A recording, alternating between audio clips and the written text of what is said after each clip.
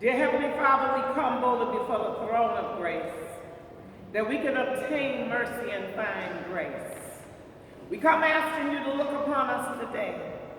Lord, it wasn't that we were so good and we were so wonderful, but Lord, we just ask you to forgive us for any sin that we might have committed, knowing and not knowing.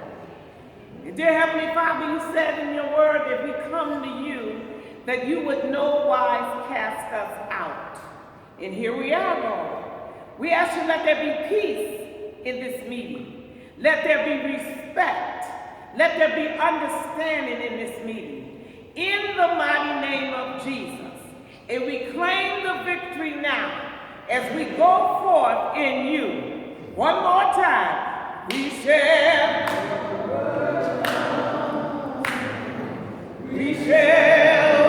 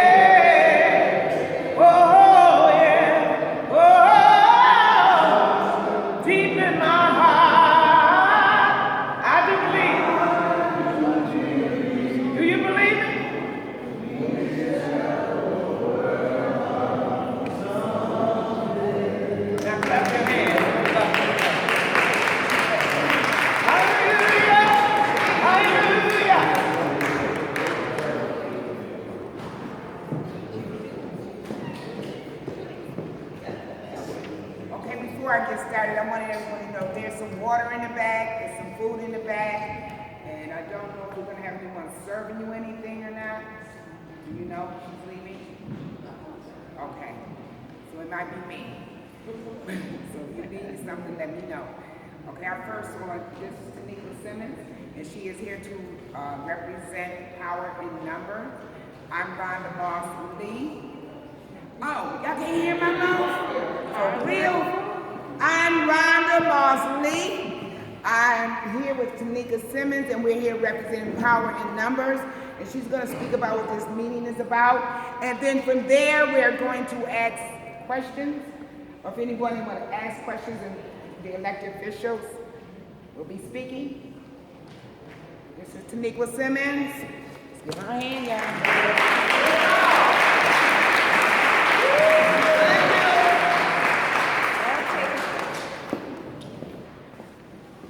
I just want to thank thank everyone for coming. The food, can you hear me?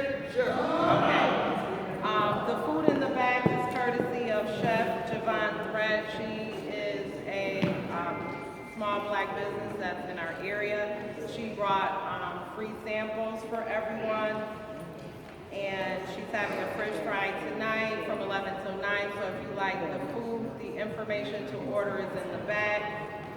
She's from a cut above the rest catering service. So I just wanted to thank her because she did come out last minute to provide food for the community.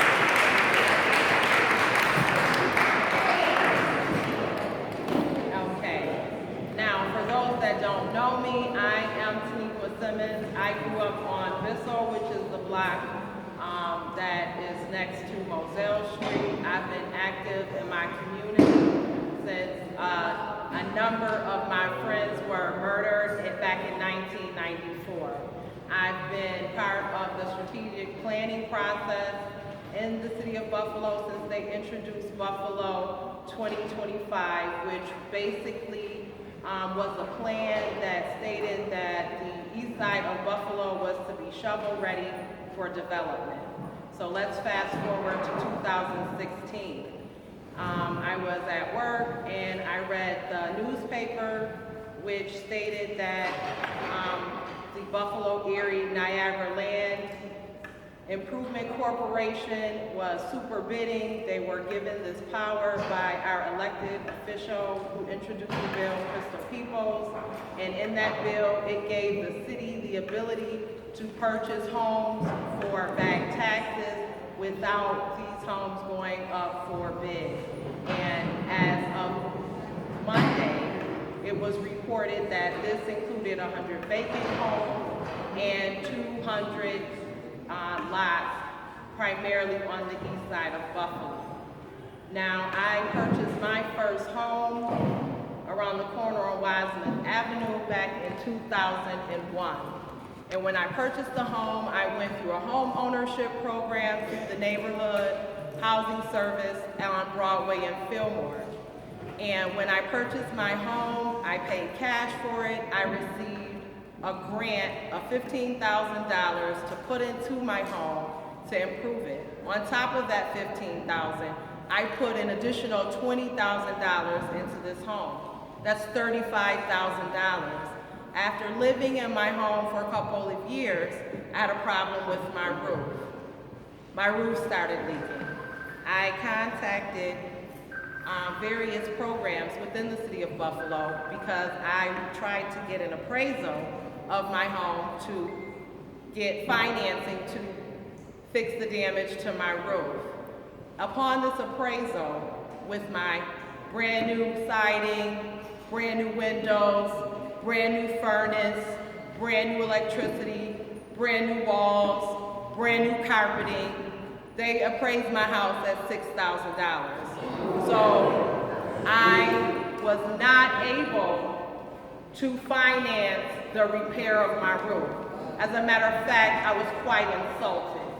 They told me my house was less valuable than my used car that would not start up to get me to work the next day. So, in not being able to go that route, I contacted the city of Buffalo to see what programming was available for me as a homeowner to get my roof fixed. When I did that, I went on a waiting list for 3 years.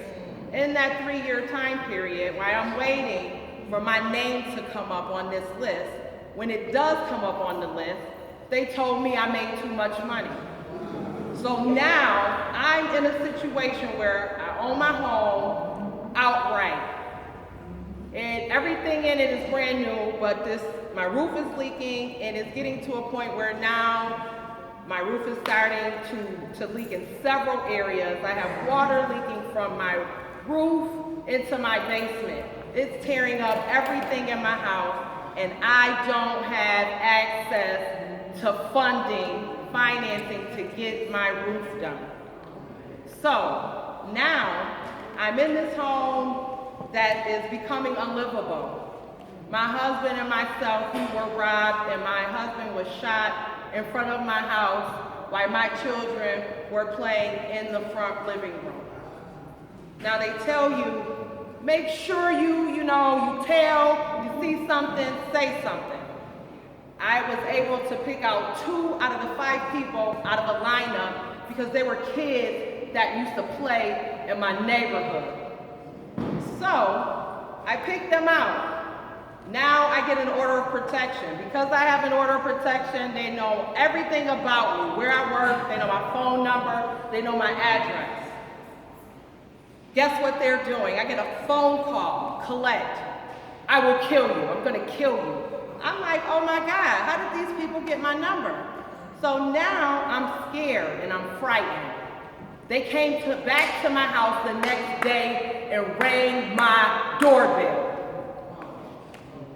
Now I'm in the house with my children. I have a shotgun. I don't know how to use it. I don't know what to do. And this man that just put a gun to my head, his twin brother shot my husband, is on my front porch, and I'm calling the police. So they come out, they arrest him because he started running, he threw the gun, and he did get arrested and he went to jail. And now when I go to court, their family, their friends, they're threatening me. They had to clear the whole entire courtroom. Okay, so now I am in a very unsafe environment. The police won't protect me, but they want me to go to court. I can't get any assistance for my house. I'm stuck, and that's the reason that I'm here today.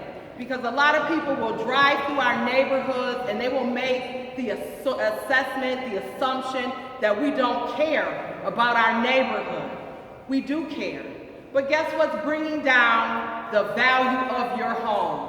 These city-owned properties that they take from people. They don't want to work out your taxes with you. I'm pretty sure we're all aware of the World War II veteran that lost his home because of bad taxes, because he was taking care of his wife who was dying of cancer.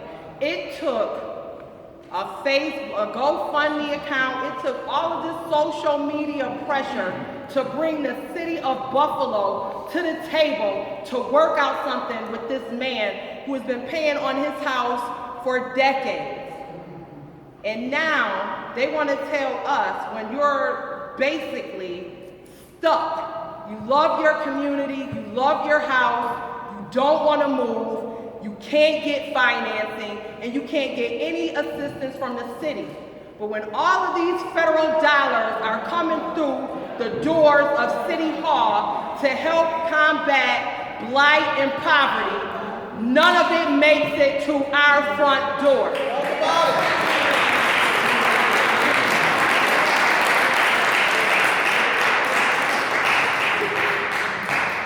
We are paying tax dollars. We can't get them to lay new sidewalks. Amen. We got new bike paths though. And I was like, who rides their bike through the hood? I don't. But here we go. This is for us. This is for you, this is for me, this is for us. I'm like, who did they consult? So now we have all of these things that are popping up in our neighborhood. And then we have what's going on in the Fruit Belt. We have what's going on in Waterfront. We have what's going on in the Central Park Plaza. And no one is coming to the public and telling you anything. All you see is these pop-up stories of how this land is being sold and how we are not at the table when it comes to things that are happening in our community. And that is disrespectful. And at this point, we as a community, we need to wake up and pay attention to what is going on. They are planning what is going on in our community right up under our noses, and we are not being brought to the table, but they want us to trust that they are here working for our benefit. And I want the community to know, because I don't feel like I should have to look in a newspaper and find out these huge parcels of land that are in our back door is being purchased by the city of Buffalo. Now they say it's the Buffalo Erie Niagara Land Improvement Corporation, but when you look on the board, who is sitting at the table? It is city officials and it is county officials. Now, you want to tell us that you're taking all of this land, you're taking these vacant lots off the rolls because we don't want out-of-towners and speculators to buy them. You say we're going to take these vacant homes, we're going to rehab them, we're going to increase home ownership. There are already programs that do that. Release some of the restrictions and let people get the ability to own homes in their own neighborhood. That's how you do ownership.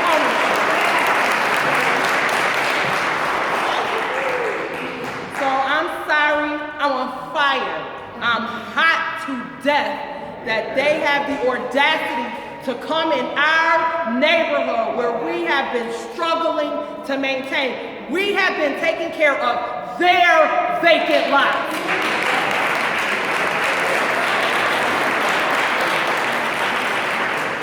And I'm not sure where you live, but in my neighborhood, the city of Buffalo is the largest slumlord on our block.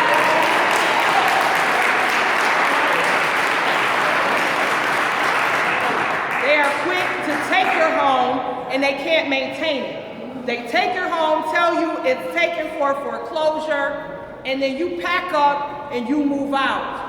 If it doesn't sell at the city auction, it goes right back in your name. Now that it's back in your name and they didn't board up the doors because they don't have the money, and they didn't board up the windows because they didn't have any money, now this house is back in your name. There's no pipes, there's no windows, and there's no doors. And guess whose problem it is? Now they say it's your problem. You're the slumlord. And that is disrespectful. That's not telling the story correctly or appropriately. And then their houses become the lots. And then they told us back in 2003, here is the strategic plan. They told us back in 2003 that they were going to infill these lots. So they said, don't worry about the lots. That's a good thing. We're going to put some new houses there. And we're going to make sure that we convert everybody into a homeowner. 13 years later, there are twice the number of lots, and there's very minimal home ownership. So when they tell you that they did all of this behind your back and in the dark, and they want to put it in a nice package that is for your betterment, please question everything. You have to question everything. I don't trust these people with my tax dollars, so I'm not going to trust for you to do the right thing in my neighborhood.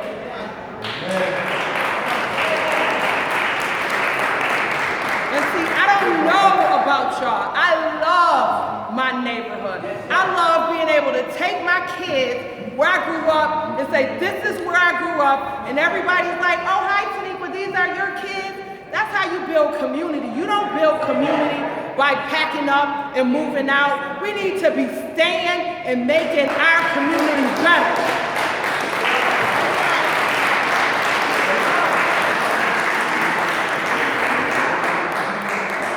And you know, that's hard to do nowadays.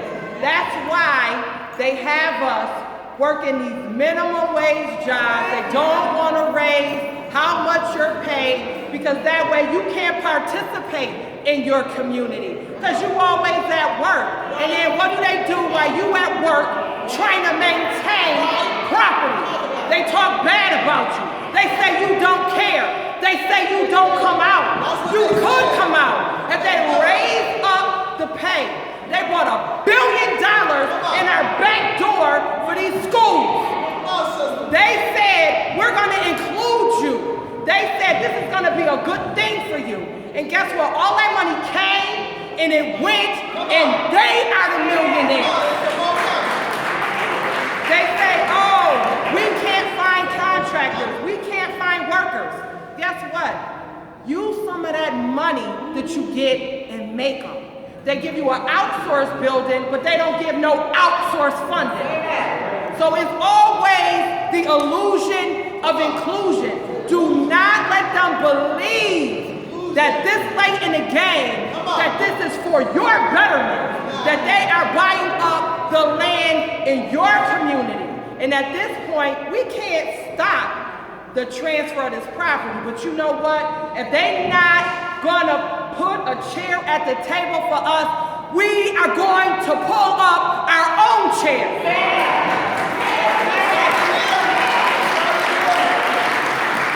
Listen, we are not outnumbered. We are just out-organized. And that is going to end today.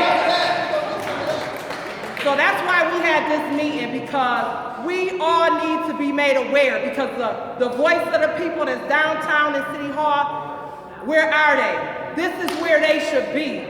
If you look on this agenda, I contacted every city official that represents us, and the only person that showed up was Councilman Wingo, the Honorable Betty Grant, and I'm sorry, Keith Lucas from Bureau, and he's from the Buffalo Urban Renewal Agency.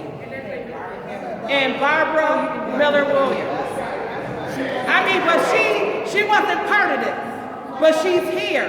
That's how you know when she was in office, she was for the people. So now, at this point, what we're going to do is we are going to make sure you have some definitions on your seat. We're going to be discussing gentrification, what that means. We're going to be discussing land banking and what that means, a land trust, and a community advisory board. At this point, we are going to have to be united. There's no fruit belt, there's no Central Park, there's no waterfront, there's just one Buffalo, and that's our one Buffalo. We weren't in the commercial, but we're gonna be there in the end. You know what I'm saying? They left us out.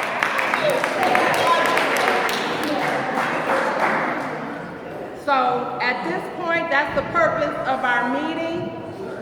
We will have questions and comments following our presentation, but I just wanted to let everybody know why I'm here. I'm here because I don't want my kids to think that I am not out here fighting for them, so that they can know when it's time that they can fight for themselves. If we don't stand for anything, we will fall for anything. We need to let our kids know that we care, and we are going to fight to stay where we have been for generations. They left because they didn't want it. So guess what? Now if you want to come back, you're going to have to deal with us, because we ain't going nowhere.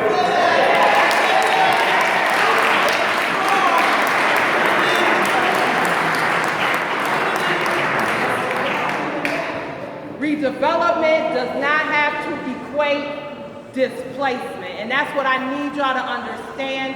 And just because it's not knocking at your door today doesn't mean it's not going to be knocking at your door tomorrow.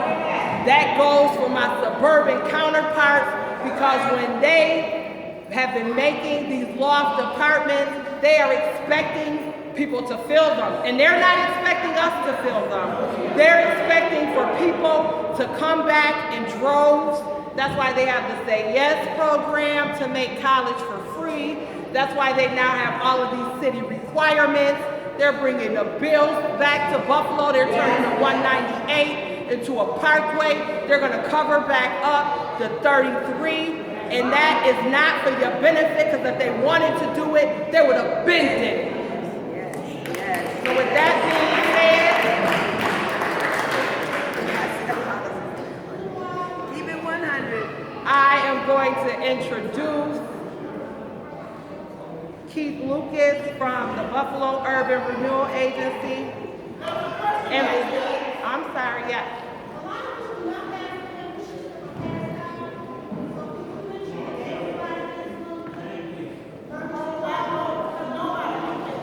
You know what? I'm sorry. just came in, we did run out. If you sign, we'll send a separate list around, and if you sign in, I will use your contact information to send that information to you. Okay. Okay? You sign the sheet, put your name, your number, and your address on there, and we'll make sure you get a copy. Because we do have the phone numbers on here. Okay. Yes, and if you look, there are phone numbers for the officials. Call their office. Ask them how come they weren't at the meeting. Ask them how could this happen. Ask them if you own a home. Tell them you need assistance. See what programs are available. Do not let this money or any opportunities that are there for you dissipate. If you have issues, dial 311. Make these people do their job. Without accountability, you have to trust them. And at this point, we're not trusting anybody, because the minute we're not around, they're talking bad about us. Because we do care and we are around. And I just want that to be known. And we also need to start forming block clubs. They are very important, because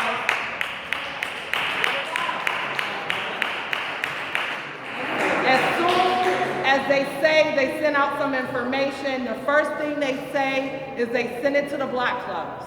And that means if you don't have a block club, you're not getting notification. They're not going to put it on the news like they put all the bad information on the news. They're not going to do that. So please make sure that you make them do their job. Accountability, accountability, accountability. So we're going to have Keith Lucas come out and speak.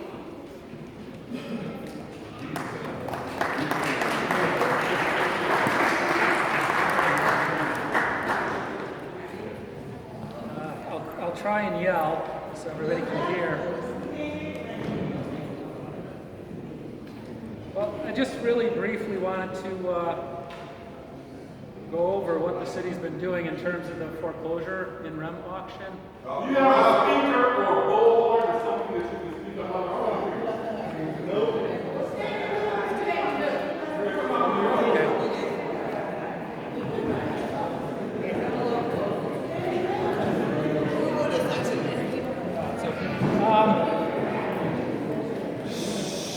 I work for the City of Buffalo in the Buffalo Urban Renewal Agency, and we're the group that's been working on the interim auction for the past few years. I just wanted to say this has been going on for a number of years, and if you look at the data from the past 7 years, the city's acquired an average of 62 houses each year, and it's acquired an average of 113 vacant lots every year. So we're not really starting to do anything different in terms of the number of properties that we acquire. It's just that we have a different way of doing it this year, where there's now a land bank for Erie County that has some powers that the city never had. And typically in the past, what happened was we would put a list together. We'd look through, there'd be 5,000 properties on the foreclosure list when it started back in July or August. And we'd look through that list and try and identify properties that we felt, whether they were vacant lots or houses, that would be good for the city to purchase, where we could, again, land bank some vacant land, or find houses that either were about to be demolished, just so we could remove that hazard from the neighborhood, or if it seemed like a house that maybe could use a little investment and be made into a nice home for a homeowner, we'd try and purchase that. But what would happen is, thank you, we'd end up with a list, and again, just working on the average, we were looking for about 240 houses each year over the past 7 years. Why? Again, because most of these would get redeemed or they'd get purchased by other bidders. So we ended up getting on average 62 houses, so roughly a quarter of the ones that we would have on our list nobody would be interested in. The homeowner wouldn't pay off the taxes to pull it from the auction, and we were able to acquire those. With vacant lots, What do you plan on doing? Hold on, Pete. Hi everyone, my name is Ulysses Wingo, Madison District Council member. If we could just set the house in order real quick and just have a rule of respect and one mic. We did not interrupt Mrs. Simmons. I would ask if we would allow Mr. Keith to finish his presentation, and once he opens the floor for questions, at that point, we'll ask our questions respectfully. And also, let's remember, Keith does not make any decisions. He's sent here to answer questions. I love y'all. Thank you. okay, so again, we'd get about a quarter of the houses that we had on this list. We'd get a lot more of the vacant lots because most of the vacant lots nobody was interested in. Private bidders weren't buying them, and the owners weren't taking them off, so we would get a lot of vacant lots. And again, with the intention of land banking them, and hopefully at some point down the road, seeing some development interest.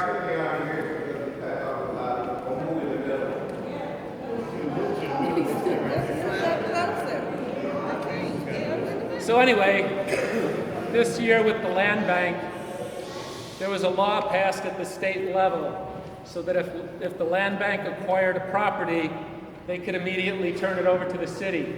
In the past, the land banks acquired very few properties at the city auction over the past couple of years, largely because they don't feel that there's much of a market for them to do anything with them. They focused on acquiring properties in the suburbs because they tend to be able to put a little bit of money into them and sell them at a profit because they do need to generate that revenue to keep themselves operational. But they haven't been able to do that in the city, so they've kind of stepped back and not been very active in acquiring city foreclosed properties. So this year, the legislature passed a bill and the governor signed it so that if the land bank acquired properties, they could immediately turn them over to the city. And we felt that we would be willing to take more of a risk on some of these properties. So just looking at this year, I'll just kind of tell you what we've got on our list. Basically, we had a list that started out with 3,000 residential properties. Obviously, way more than we can really handle. And the goal, nonetheless, is hopefully, number one, to get the property owners to pay the taxes and continue to occupy them and take care of them. Number two, we do like to see bidders take these properties on and hopefully they can make the investment and improve them. But you do find year after year that a lot of these properties just end up getting flipped from one absentee owner to another absentee owner. And what happens is they're not making any investments in them. They're just buying these properties. They're not putting any investment in, not making any improvements. And when the property keeps getting run down, they don't pay the taxes. It goes to auction again. At some point, the city ends up taking all these because nobody wants them. And the only thing left for us to do is demolish these properties. So what we wanted to do is try and get ourselves into that system a little earlier, where we could try and pull some properties before they got to the point where the only option is to demolish them. So again, when you look at the NREM list, typically every year you start with 5,000 properties, some houses, some commercial structures, some vacant lots. For the houses, 90% of them get paid off and don't even go to auction.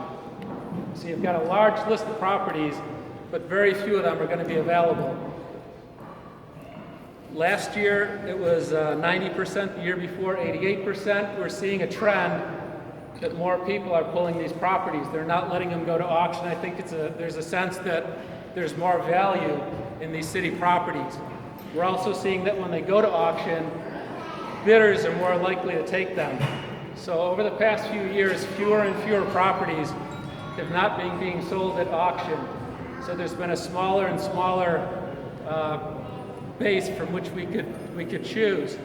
And again, when we looked at the properties this year, we targeted only those that are owned by people who don't live in the city of Buffalo. There's not one property on the city's wish list that an owner-occupant lives in. There's not one property that an owner who lives in the city And it could be a corporation, it could be somebody who lives down the street. Not one. Every one of these properties that we have targeted, it's somebody who lives outside the city, outside the state in a lot of cases, outside the country. And these are properties that, again, absentee owners are just flipping one to another until they reach the point where the only option is demolishing them. So we're using the ability that BENLIC has through the state legislation to jump into that process a bit earlier so that we can try and pull some properties out of this system. And once we have them, we can market them where it's not just going to the highest bidder. We can take our time, we can vet the people, and the goal that the mayor laid out is to find folks who want to be homeowners. We don't have to sell to anybody. We don't have to sell to somebody from out of the country just because they had the most money at an auction. We can take our time and find people who want to live in that neighborhood, want to take care of that property. We're trying to pull together some funding sources. So again, what doesn't happen with Mrs. Simmons, where you make some repairs and yet you come up a bit short and you don't have that money to make the final push.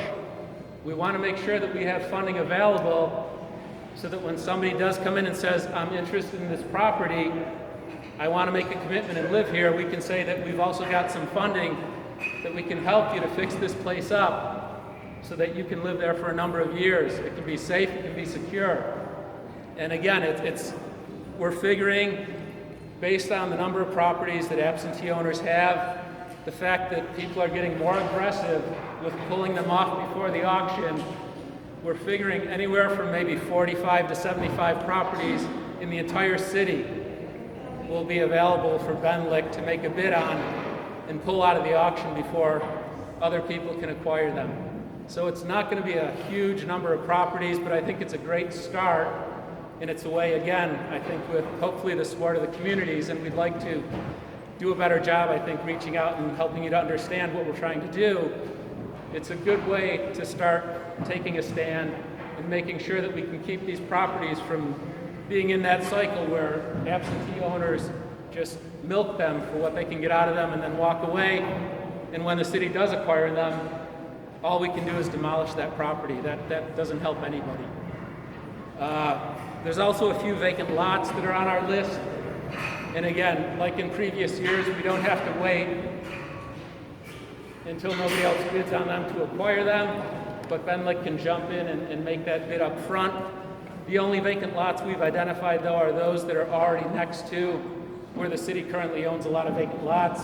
It makes it a lot easier for the guys who have to go out and maintain these. I know everybody tends to be critical, and I know they want to do the best job they can, but we're not trying to find new vacant lots scattered all over.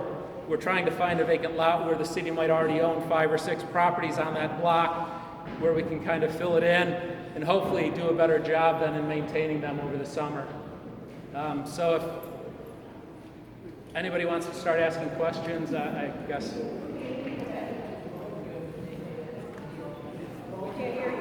Can you please stand up and ask your question?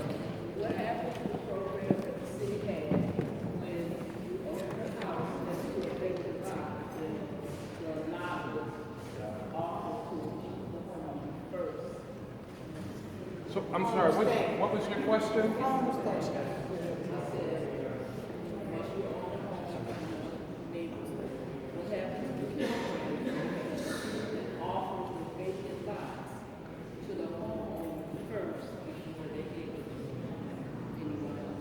So we will still have a homesteading program, and that will be primarily for people that have a vacant lot next to their home.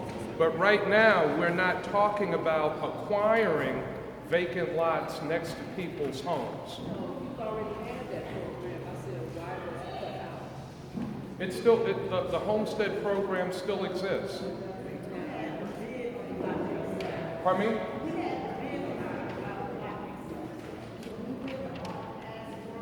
Do you live in this neighborhood? Any neighborhood in the city. No, it's not. So the homestead program by state law is not any neighborhood in the city.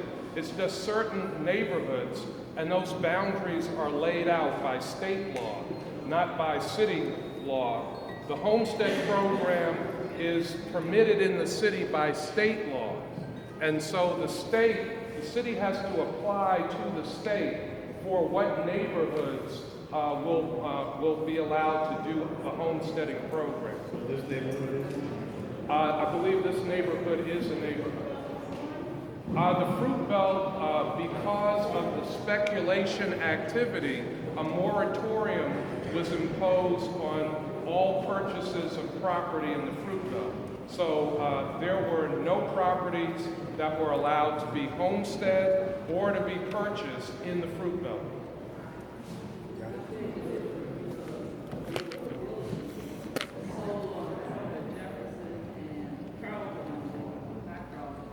Can you stand up?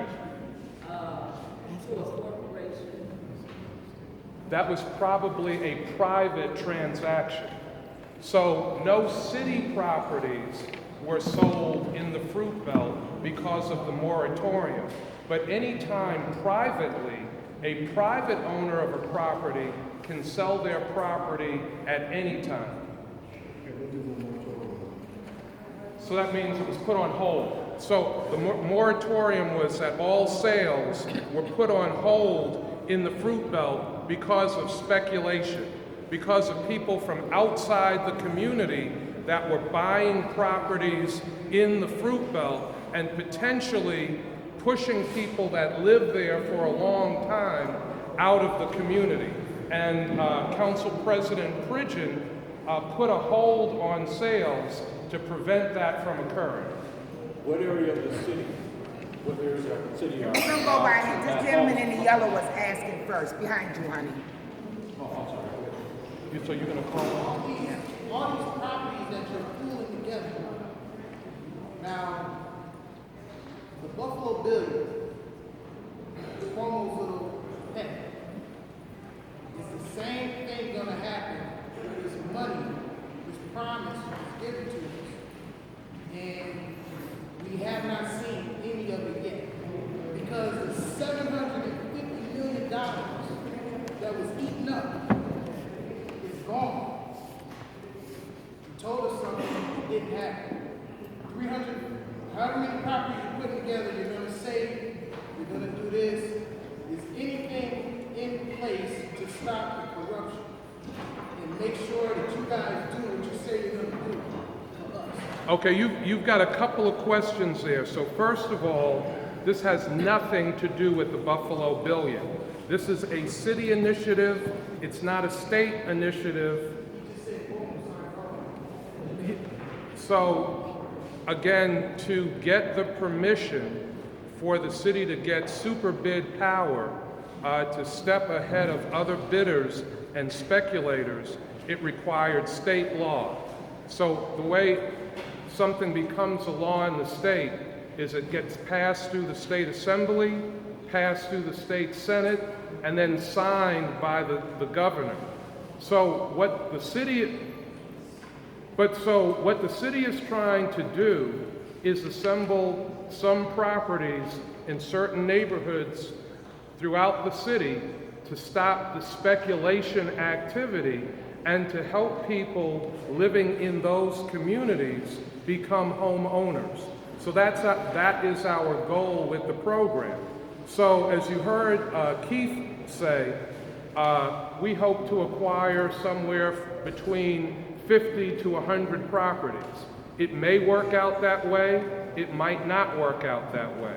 Now, once we acquire those properties, we want to sell them to people that live in the neighborhoods where those properties are located and help them become homeowners and be the people, the occupants of those properties.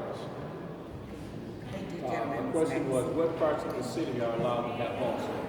Is there a map or is there a listing? Yeah, there is a map where properties can be homestead, but the initial intent of the homestead program was for people to become homeowners or for people to extend their side yard to get more yard space.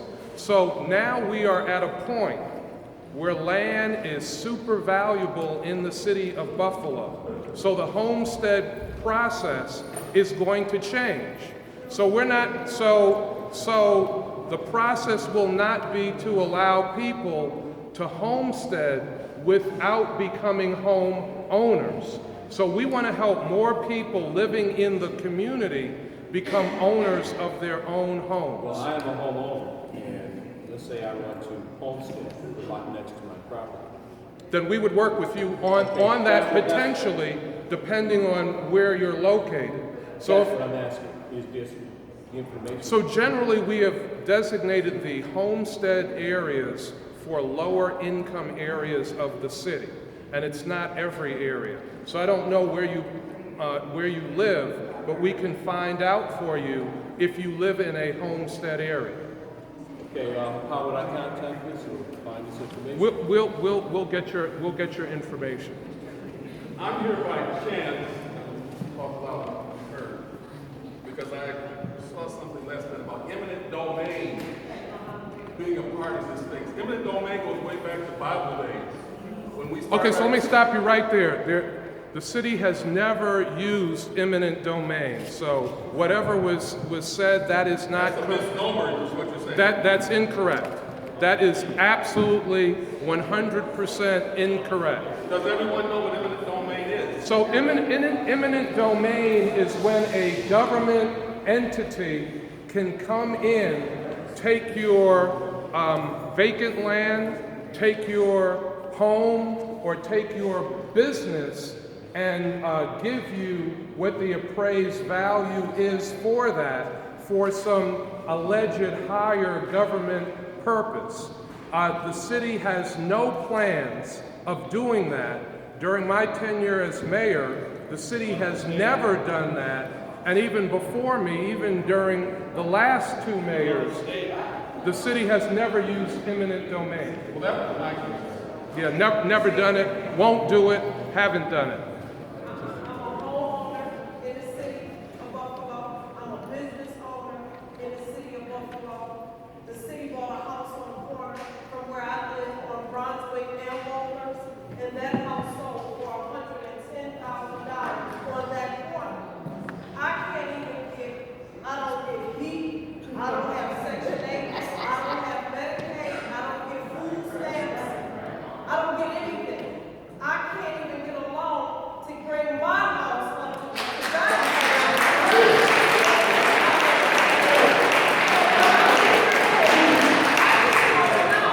because there's a lot of programs in the city of Buffalo, and can't nobody tell me nothing because I grew up in the Ellicott Mall projects. In a single household, I'm a recovering addict. I used to smoke crack. I was a prostitute right here in the city of Buffalo, so I know what it's like to work hard. Can't nobody tell me nothing about that. So what I want to know is, while I'm here, is there any kind of program that anybody can walk me through? I don't want to be giving you nothing. I want to know if anybody can help me through the paperwork because I'm not that gifted in that area. I work first shift, second shift, and every other weekend in my own business. What I want to know is can anybody lead me in the right direction so I don't lose my home and I can bring mine up to the value of $100,000?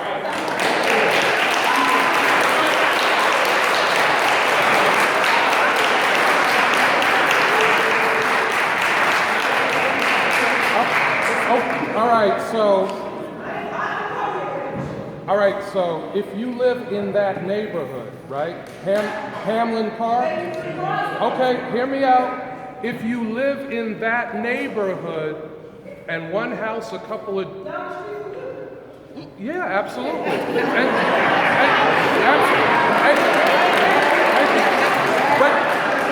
But you know what? You know what? I'd like to be able to get $200,000 or $250,000 for my house when I sell it. So one of the challenges that we have had in our community, the greatest builder of wealth in this country is real estate. So what we are focusing on trying to do is build up the value of properties for all of us in this community. That's what this plan is about. So your home if you decided to sell your home right now, I don't want you to sell, but if you decided to sell, you would find that your home is very valuable, and your home would probably sell for that close. I'm telling you, there are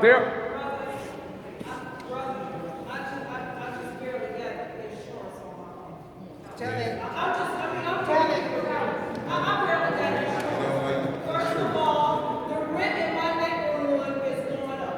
And what I'm saying is I want to get on a break train with everybody else. I want to rent my house out too, and I want to get me $950, $1,200. Is your house a single?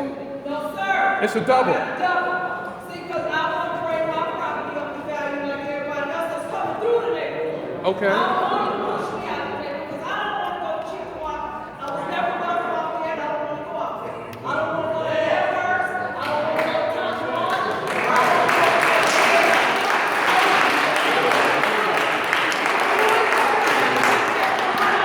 Okay, all right, so it's a very emotional, let me say this to you. It's a very emotional speech, but let's be logical, okay? So one of the things that we did in the city of Buffalo is we cut the tax rate. So your taxes are less than Amherst, less than Cheektowaga, less than Tonawanda. Yes, they are. Yes, they are. And you know what? That is why people from Amherst and Cheektowaga and Tonawanda want to move in here right now.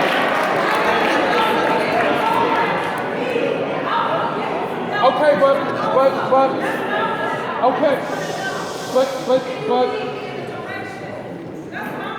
I'm the council member, come on, all right? okay. We can, excuse me, ma'am, we can lead you in a direction if you are eligible for the programs that are out there. The city doesn't set the eligibility. The federal government sets the eligibility. The state government sets the eligibility.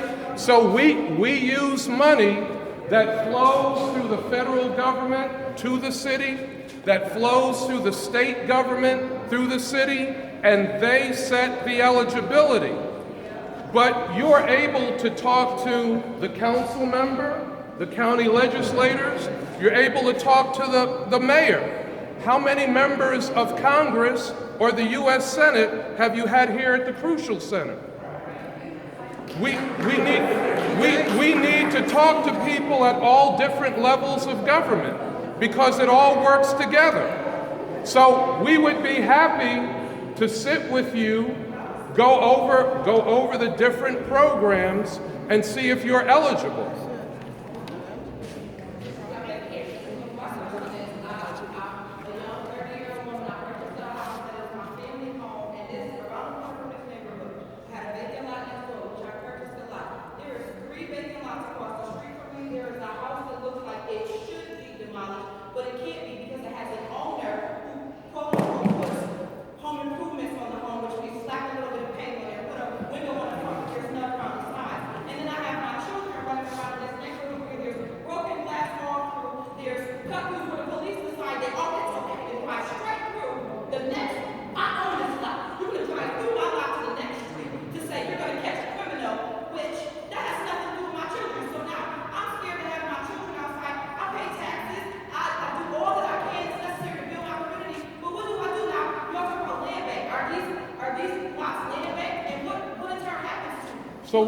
So the police driving through your lot, that's inappropriate, that's wrong, that shouldn't happen. No, they say when I told them, come get some. They looked me dead in my face and said, do you want some of these problems? I'm going to. All right, we will take care of that immediately because the police should not be driving through vacant lots. And the lot next to your home is your property, so it should not be driven through.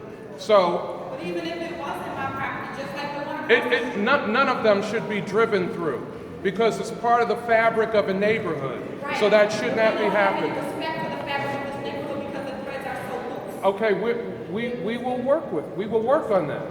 So I'm glad you're bringing that complaint to my attention. The other thing that we hope to do by assembling these lots is begin to fill in the vacant areas in some of these communities by adding homes now. So that's what we hope to do. So you won't see 3 vacant lots in a row. You'll have more homes to fill in that fabric. And I'm going to be looking forward to seeing something of that sort happening as soon as possible. But isn't the rule that you can't build a house unless you got 2 vacant lots? Yeah, so you're increasing the number of populace in the city? no, so years ago there was a city law that was made that you need a certain frontage to build a home on a vacant lot. So in the old days, the frontage was narrower. Right. When a house that was narrower is demolished, you can't build a house in that same spot based on a law that was imposed in the city probably going back 25 years now. So that is true. What about the green code? Can that change that? The green code could potentially, will change a lot of ways that land can be used in the city, and that the city comes back to the community to speak to the community about the use of land. Yes, yes, ma'am. Oh, okay. What, ma'am? He's big. This guy right here. I don't know if I'm speaking to the majority here, but the main focus and the main intent of what a lot of y'all came out is what I'm assuming is as you bring up the property value inside of these neighborhoods and so on and so forth, and the city goes out on its mission to acquire these properties and then raise up the value, is displacement going to be a factor to change the demographics of our area? Gentrification. See, I don't want my neighborhood to change. I like to look at my people. You know what I'm saying? You know, we here, other people left, we settle here, we're here. We don't want to go nowhere. Okay, you know what I'm saying? At least I don't want to go nowhere. Okay, so the city's strategy is to help all of you fill in the fabric of the neighborhood.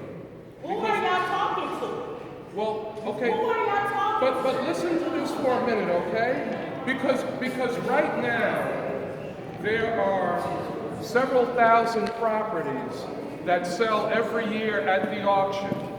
Those properties are bought by speculators, okay? So the people buying these properties are in Europe, they're in the Middle East, they're in Asia, they're in Amherst, they are in New York City, and if we allow the speculators to continue to buy property, folks will get pushed out of the neighborhood.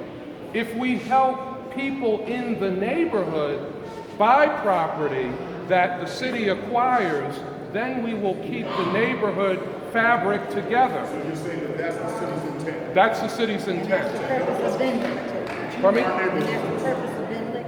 Yes, that is the intent of the city, to keep the neighborhood fabric together and to work with the community to help people in the community buy these properties in the community.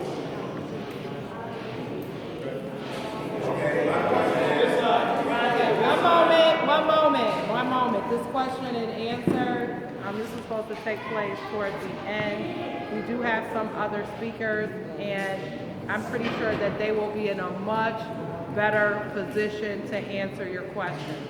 So we're going to take a break from this question and answer, and we are going to bring our next presenter, which is John Washington from Push Buffalo. He's going to be our next speaker. He's going to be in a much better position to give you some answers to your questions. These next presenters will be able to tell you what this. So let's give a round of applause for John Washington. First, it is beautiful to see all of you here. I see a lot of people I've never seen before. I see a lot of new faces. I appreciate what our Honorable Mayor has said. We all know the reality of gentrification, right? It's about capitalism. It's about making money, right? And the whole purpose is how much money can you make? And a big part of the game is how low can you drive property values before the government, the state, the county decide to invest strategically in certain areas to bring that value up. And how can you, whether you're a city, a county, a developer, or an individual, position yourself to own a property that wants to be developed? And that's really what this game is about. There's 100 properties that the city wants because it thinks it's in its best interest to own them based on what they know developers want to do. Right? Now we've seen the medical campus. It's $4 billion moving through there.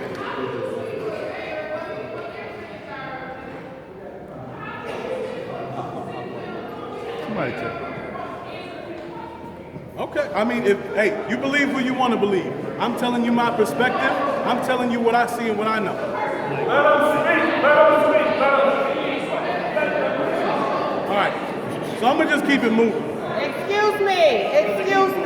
We are here for information. The mayor was here answering questions, but like I said, if you allow John the opportunity to speak, he is going to tell you what this looks like and how it relates, because this is what he does. He's doing it in the fruit belt. He's helping every area of this city. So if you listen to him, he's going to tell you the reality of what is going on as opposed to what the city may or may not be trying to do. And there is a stark difference. Okay, it's all right. So I'm gonna keep it moving. There's 2 points I want to make. If you want our people to be able to stay in this city and benefit from the Renaissance, then there's 2 things you have to preserve: ownership and affordability. Right now, Erie County, the ECIDA, which gives away the rights to our tax dollars, has been subsidizing, meaning giving extra money to developers to build market rate unaffordable housing. They've also been subsidizing the attraction of new business. New business is great, but we need to be able to make sure that jobs in those new businesses are reserved for people in our communities that need them, right? Because if we don't do that, then new people are going to move in here, get these good jobs, and move into these unaffordable houses that people in our government are giving our tax dollars away to create. So if we don't have what they have in New York City, inclusionary zoning, meaning if you're going to build a building that has more than 10 units in it, 30% of them have to be affordable. If you don't have a land trust, if you don't have collective ownership of property, because we can have our individual ownership, but if you don't have bodies, like the city's Office of Strategic Planning and Bureau, if we don't have community-based bodies that can own and control land and negotiate for our best interest, then we're gonna get left out. So for the people in this room, there are tools to accomplish our goals, which are to keep this city affordable and to make sure that the benefits that come with all this new money that comes in end up in all of our pockets, end up making our neighborhoods look better. Then we have to organize ourselves, and we have to understand the game. We have to understand these processes, how they work, because in every process, there's a carrot, there's a light at the end of the tunnel, but there is a deep, dark tunnel for you to go through to make sure that you get that benefit. So the picture that always gets painted is we have these programs, but only if you're eligible. Well, how do you get eligible? Are you prepared to be eligible? And how are we going to help each other get eligible to take advantage of them? How are we going to create community-based ownership so that we don't have to trust anybody but ourselves in order to do what we know needs to get done?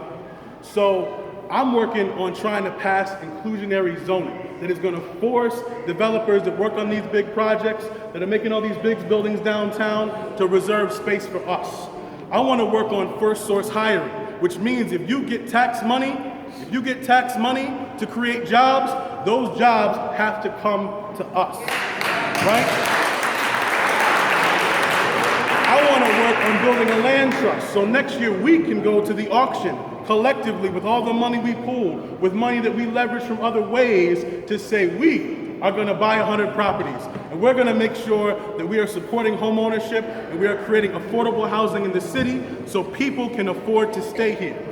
Because we all know what the plans are, and believe me, there are people in San Francisco, LA, Hong Kong, New York City that are banking on how cheap our land is, how bad our neighborhoods look, and how much profit that they can extract from the fact that they know in 10 years this city is going to look different. Right? So we can't be thinking about what's happening now, but what are we going to build to make sure as this city builds, we build. When this 10 years from now, when a lot of these properties are worth $600,000 to $1 million, which they will be, that money is being leveraged for our purposes, that we are building that wealth. And if people who own your homes are selling right now, if people are giving up their properties right now, then folks are going to come in, they're going to take those properties, and they're already doing it. If you look at the ownership of property in the city of Buffalo, there are people from all over the world that own these houses. There are people from all over the world that are never going to do anything with them. They're just waiting for that boom to happen. So what's left, what's here, we have to own it. What's being built, we got to take a chunk of it. And if we don't, then I'll see y'all in Cheektowaga in 10 years.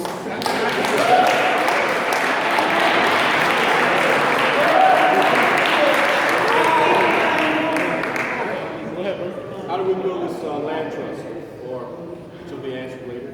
Well, so I can send, we have email addresses and phone numbers. Okay. We can send you a list of information. Also, I'm willing to come back, do a full presentation and break down exactly how it works. We also need to support our brothers and sisters in the Fruit Belt that are actually working on establishing their own right now and making sure that that process goes through so that we can move it on to other parts of the city.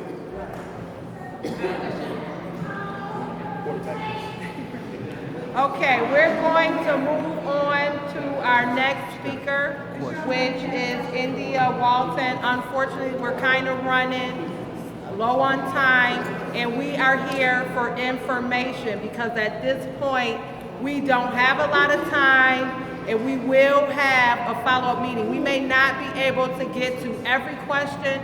However, I will give you my contact information. Actually, it's TaniquaSimmons@gmail.com. I have a Facebook page, it's Taniqua Simmons. But at this point, the purpose of this meeting is to get you as much information in this very short period of time. We wouldn't be under such pressure if we were informed to begin with, okay?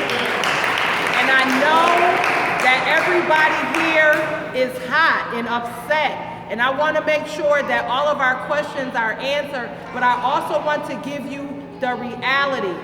And at this point, we're going to bring up India Walton. She's in the Fruit Belt. This is something that they're already dealing with, and they can let you know what this looks like today. So let's give it a round of applause for India Walton. All right. Thank you very much. So a lot of the questions that were raised and the concerns is a perfect segue into what we are attempting to do in the Fruit Belt, which is to establish a community land trust. So a community land trust allows the community to take over the things that we are expecting our city and local electeds to do that are not getting done because of requirements or what have you, okay? So a community land trust has an ability to develop a revolving loan fund to give loans, home equity loans and home improvement loans to people who may not traditionally qualify for mortgages, home ownership programs, financial education. You hold the land and you issue 99-year leases to developers so that the community can determine what percentage of development is low income, and you can put certain stipulations and restrictions on development, and there's a way to do it. This is an independent entity that's not run by the government. It's run by members of community. There's the establishment of a board of directors. What we're seeing in the Fruit Belt, the young woman from Hamlin Park. So if you notice, the medical campus is kind of the epicenter. So it's happening in the Fruit Belt, and then right across Jefferson, they're coming for you too. And don't think that Fillmore is an exception to that rule. So what we need to do is stand in solidarity together. And when we need people to turn out to the Common Council meeting and demand that the city work with us, we're not asking for any handouts, just cooperation to establish this land trust. If we can get this many people in the chambers and say that this is important to our brothers and sisters in the Fruit Belt, and it's important to all of us, then we are more likely to get some things accomplished and get some things moving. And what we want to do is establish a model that can be duplicated. There's no need to reinvent the wheel. We want to establish a model. So we'll have a Fruit Belt Community Land Trust. There can be a Maston District Community Land Trust. There can be one for Fillmore, and so on and so forth, so that we make sure that we are creating wealth for our children and generations to come. There's no reason why we should be convinced to sell off things that make us valuable. There's no equity in our communities right now because we don't own anything. And the reason why we don't own anything is because we have banks in a banking system that has been designed to prevent that from happening. All right. Right? So there's a reason why everybody on your block is a renter. That's it. I pay $1,200 a month in rent in the Fruit Belt. 5 years ago, you could find a 4-bedroom for $450 or $500. My 4-bedroom house is $1,200 a month. Did you hear what I said? I live in the Fruit Belt on Lemon Street. My rent is $1,200 a month, and that is what is becoming the norm. And instead of giving a tax abatement to a person that's offering a lower rent, what we need to be doing is offering an opportunity to a person that may be cash rich and credit poor, or may not have had the training from our parents to teach us how to be financially wise, some education, right? So we have home ownership programs that are not working. It's not increasing home ownership for us. They're giving away a whole lot of anti-poverty funding for people who ain't really poor. If you can go to M&T and get a mortgage today, then you don't have the issues of the people that this is affecting. Right. So my ask is that on Wednesday, October 19th, anybody that's available, come down to 292 High Street. That's the MOOC Center.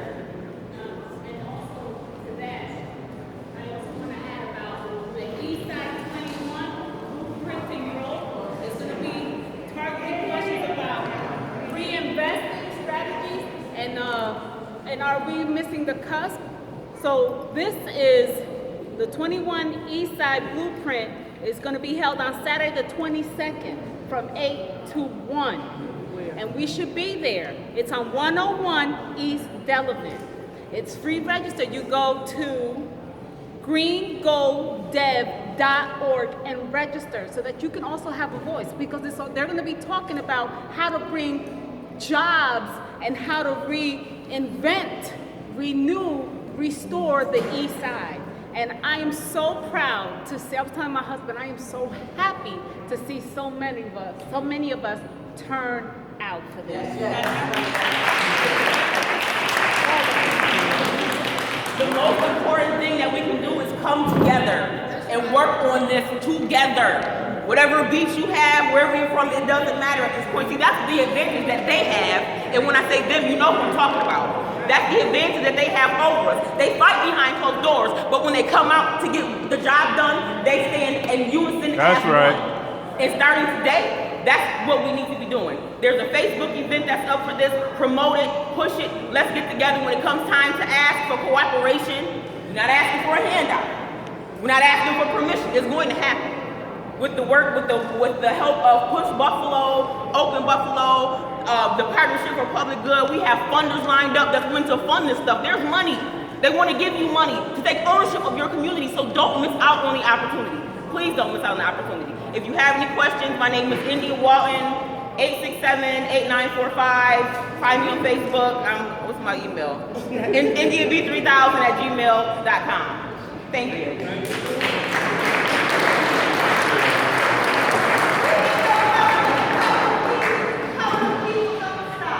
That's right. Our next speaker is going to be John Schmidt. He is going to let you know what is going on in the waterfront development so that you can also get another bit of the reality of what is knocking at our door. So let's give a round of applause for John Schmidt.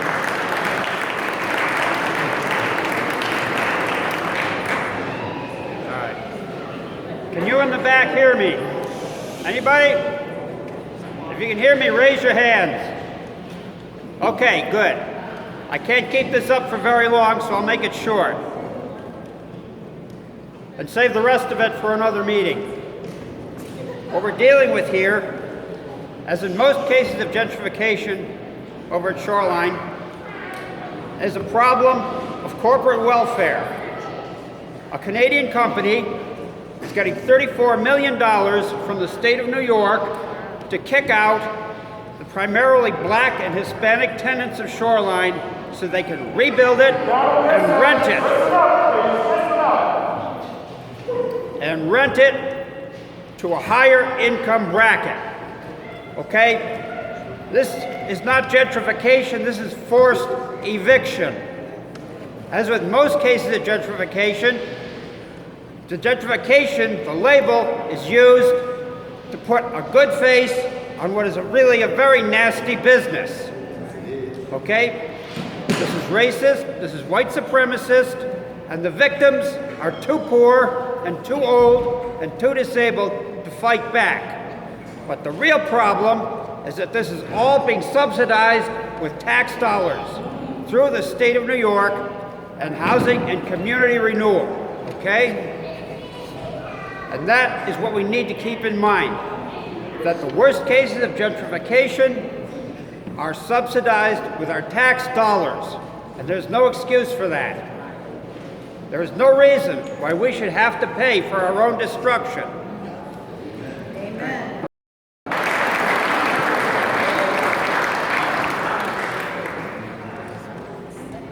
Good evening. Everybody can hear me in the back? I talk too loud. Young Visionaries is changing our future generation and communities one vision at a time. So, y'all been talking about the land and the community. Well, I'm going to talk about the community because I'm just finding out about the land like y'all just found out about it. So this week, whenever it was in the paper, like the 9th or whatever. I work with some of the homicide victims' children. I work with some of the shooters in the community and a few other things that I do. What I want to bring to the attention to the people of the East Side is the homicides. That's what I wanted to talk about, since I have this gym packed full of people, okay? Everybody keeps saying, why aren't the homicides being solved? Well, we need the community's help. We need the community's help. We need the community's help. Well, you heard the story that Taniqua told when she first came here, right? About the help. Well, let me tell you something else. As long as there is homicide and chaos, they're always going to be in our community, period. I just don't firmly believe, we barely trust each other. You understand? So how exactly can we trust somebody to necessarily solve a homicide in our community that does not live in our community? Last night, I got a text around 8 o'clock in the evening. It was a shooting on Castleman Hill. 15-year-old boy shot. Dead, gone. There are people outside. Took the police 25 minutes to get there. ECMC right there, literally. William Gator, I'm not really sure how the ambulance situation works, but I know when I drive, I'm blowing it up William Gator, when there's no roadblock on that street, that the ambulance is right there. So why it took so long to get to him, I'm not really sure. A lot of the gang violence that's going on in the city. I'm sorry. A lot of the gang violence that's in the city, that if us as a community stood up in the community and spoke out, a lot of things would not happen. So us as a community have to get together to help police our own community. I'm not saying be the police. I'm saying if you see a boy running up the street with a t-shirt at 3 o'clock in the afternoon running, you need to make a phone call. Because that's how the boy on Homestead got shot in the head. They came outside broad daylight because the homeowners up there have fear. We can't fear the ones that's pulling these triggers, because the ones that's pulling the triggers are just as scared as anybody else. They're probably the scariest people in the city. I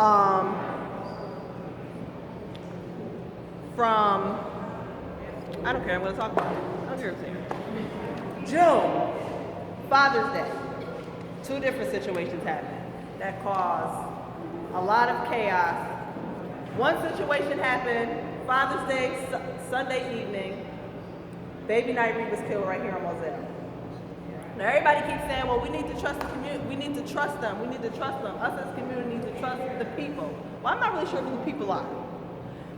We got together collectively. It was a bunch of different organizations trying to get together to get these sidewalks fixed. We going up and down these streets. We finding out from actual homeowners over here. My Aunt Rhonda lives around the corner on Bissell. They still haven't fixed their sidewalks. For 15 years, the sidewalks haven't been fixed over here. This is not coming from me. This is coming from homeowners that pay their taxes, that actually have houses that don't want them moved. People that can't walk on their sidewalks. You know what I'm saying? We petitioned, called Friends Act. He told us different stuff to do. When we didn't get our answers, we went to his office. We like, so what's going on? Why the sidewalks isn't fixed? He was very nasty about the situation.